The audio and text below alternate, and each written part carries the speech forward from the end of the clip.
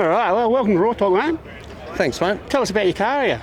This is a 1959 to 1961 Ford. Beautiful. Australian manufactured. Parts came in from Canada, all containerised, assembled at Ford's Broadmeadows plant for this one.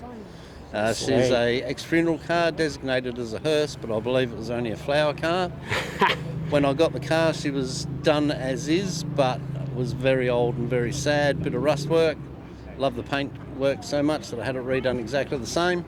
I believe Trevor Breeze down at Mandurah did the original for his wife. All the panels, all the interior is all original.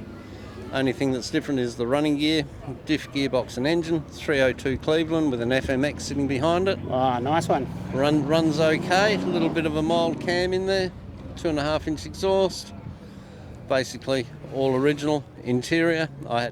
Wasn't going to pay the extortionate cost for a re-upholstery job, so it's just a vinyl iron spray job, all done in a day. Came up beautifully. Well done. And nice and easy to touch up and save myself a bucket load. Definitely come up very nice. All the trim's original.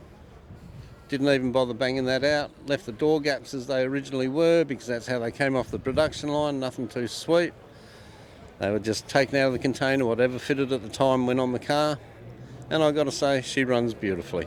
Don't have any problems with her. A couple of oil leaks from cheap and nasty off the shelf parts these days, but other than that, she runs beautifully.